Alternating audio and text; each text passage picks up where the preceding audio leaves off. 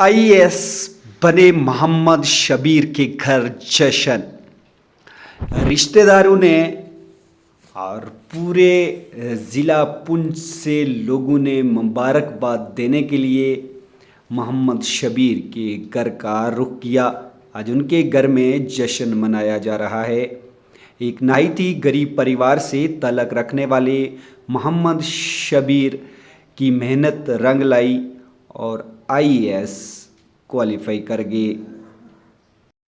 उनके इस सफ़र में बहुत सी मुश्किलात का सामना रहा, लेकिन शबीर ने हिम्मत नहीं हारी, जिसका आज उन्हें फल मिला और पूरे परिवार में खुशी जब की भी लहर। वो ठीक हो जाएगा। उसका एम भी यही था, पहले भी बहुत किया उसने, फिर यही एम था कि मैं IAS करूं। तो हम भी दुआएं करते थे कि अल्लाह इसको IAS दे। अगर इसका एम है, अगर ये कल ये ना बोले कि मुझे एम नहीं मिला, तो उसने भी मेहनत की, हमने भी दुआ की, सब कुछ अल्लाह ने बेहतर कर दिया आज।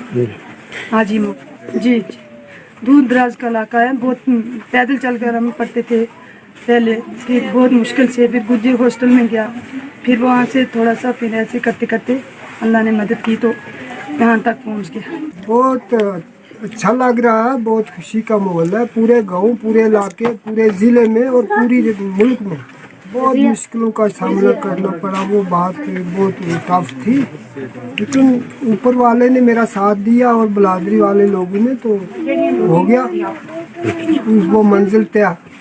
खर्चे की कमी थी, कभी कभी मेरे पास एक पैसा नहीं था, मैं पैदल पुलिस से यहाँ आता।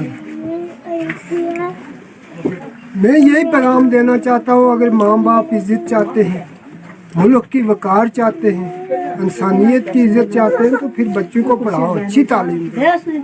ये ना जो आम तालीम है ना, वो कुछ काम नहीं करने वाली, ये बच्चों को बाद में ख़राब कर देती है। ना वो मजदूरी कर सकते हैं, ना वो पढ़ाई कर सकते हैं, ना वो किसी मंजिल पर पहुँच सकते हैं। यही है कि अगर माँ बाप अच्छी लगन से हलाल पैसा, मेहनत का पैसा और सदाकत की बात करके बच्चे को आगे बढ़ाए, तो वो ज़रूर बढ़ेगा। अगर ये काम नहीं होंगे, बच्चा आगे नहीं बढ़ेगा, क्योंकि बच्चे को तो गरीबी से कोई तल्लुक़ नहीं होता। बच्चा उसका ज़हन तब होगा जब वो रोटी उसको सही खिलाएगा।